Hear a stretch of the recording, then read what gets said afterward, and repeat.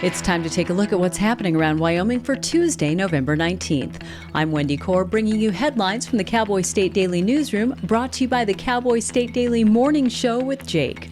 From 6 a.m. to 10 a.m. Monday through Friday, Cowboy State Daily's Jake Nichols takes you deeper into the stories that matter and keeps up with the news, weather, and sports in your part of Wyoming. Just tune into cowboystatedaily.com and join the conversation.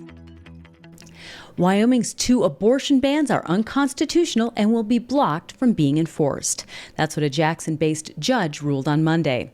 Teton County District Court Judge Melissa Owens concluded a year-and-a-half lawsuit Monday with that summary judgment order, according to Cowboy State Daily's Claire McFarland. Judge Melissa Owens ruled Monday that abortion is healthcare, that the state's laws and stated purposes of these bans don't overcome an individual's right to that healthcare. Lastly, she said that she's blocking the bans from going into effect altogether. So they've been temporarily blocked during this litigation for a year and a half. Like, we're going to pause these, decide if they're constitutional. This is just an outright block. These are not constitutional. You cannot enforce them. Wyoming lawmakers and pro-lifers have a few different options going forward. The state can appeal Owens' ruling to the Wyoming Supreme Court. The legislature can try to pass a different ban that shows a compelling government interest, or the Wyoming legislature and the voters can pass a new constitutional amendment. Opinions were split over whether to allow concealed firearms on the University of Wyoming campus during a town hall meeting on campus Monday.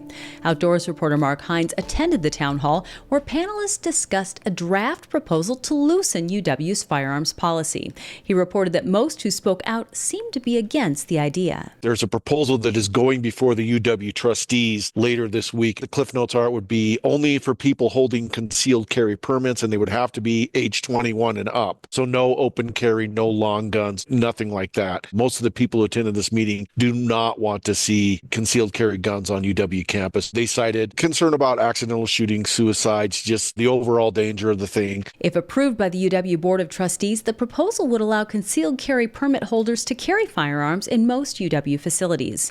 It's set to be considered by trustees during their next meeting, scheduled for later this week.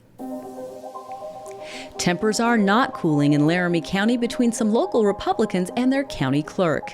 The Wyoming Republican Party censured Laramy County Clerk Deborah Lee on Saturday for the second time this year over the way she conducted voting machine testing in this year's elections. That's according to politics reporter Leo Wolfson. This stems from frustration that the state party has over election machine tests that Lee conducted for the primary and general elections. These tests, the party alleges, did not align with state law and were missing critical pieces of information in the tests that were performed. Tim Stubson, a Casper attorney who's representing Lee in her official capacity in this lawsuit, said the party is looking for controversy where none exists and that she did nothing to break the law. The resolution passed by the GOP on Saturday asks for Lee's resignation by December 1st. If she does not resign, the party plans to petition Governor Mark Gordon to remove her.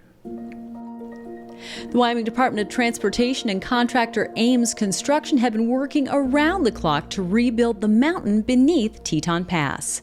Cowboy State Daily's Andrew Rossi reports that crews will continue working 24-hour shifts until winter decides they're done for the season. They've analyzed what happened with the failure back in June and then applied that knowledge to the permanent solution for Teton Pass. So the new Teton Pass is going to be the old Teton Pass. It's going to be the same road, same curvature, same footprint. But they've drilled steel pillars into the bedrock, and they're supporting that with a thick layer of concrete. They've put in new fill that's more structurally sound and reinforced. And they've also installed a drainage system, because the reason why the highway failed back in June was it was saturated with water very quickly, and that reduced all of its strength, or eliminated all of its strength. The permanent solution for Wyoming Highway 22 will be finished by the end of July 2025, just over a year after the catastrophic collapse of the highway.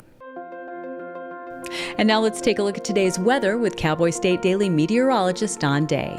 Well, bundle up, everybody. It is going to be a cold, windy Tuesday across the Cowboy State and really the whole region. A storm forming in North Dakota will bring gusty northwest winds into the state and some cold Canadian air. Now, this is going to result in a little bit of snow for northern and northeastern Wyoming, especially early in the day. Snow showers over Wyoming's mountains. The snow's not going to be heavy, but enough, especially in the north, to make roads and highways and mountain passes a bit slick. Most of those snow showers will happen early in the day. The rest of the state, just bundle up. We're going to be 20s and 30s and windy, cold wind chills. It'll be a cold night tonight.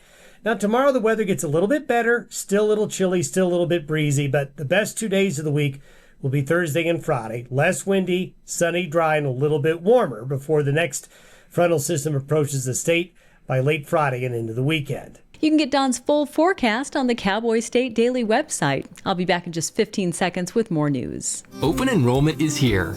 Discover a range of low-cost plans from Blue Cross Blue Shield of Wyoming. Shop now to find the best option for you. Online, in town, in touch. We're right around the corner.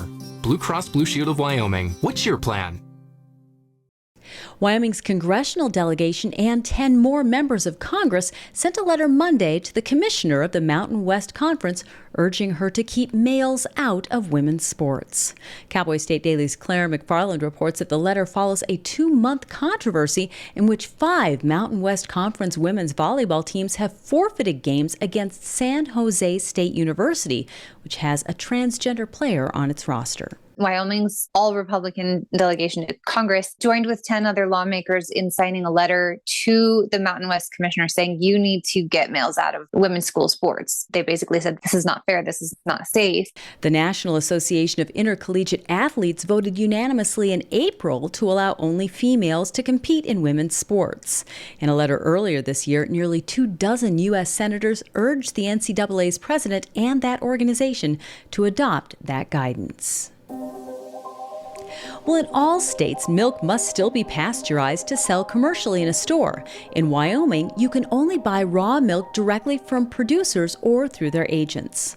Raw milk is still illegal in many states, although Cowboy State Daily's Jackie Dorothy reports that this may change under the incoming presidential administration. So personally, if I were to drink raw milk, I would want to know where it's from and know that I trust the dairy farmer that's giving it to me. And that's my responsibility as a consumer.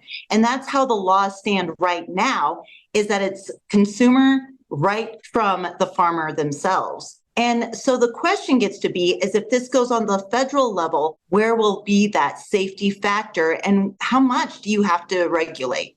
With President-elect Donald Trump's nomination of Robert F. Kennedy Jr. as head of the Department of Health and Human Services, raw milk may soon become legal to sell nationwide. One of Kennedy's agenda items is to make America healthy again, is to allow for the sale of the controversial agricultural product.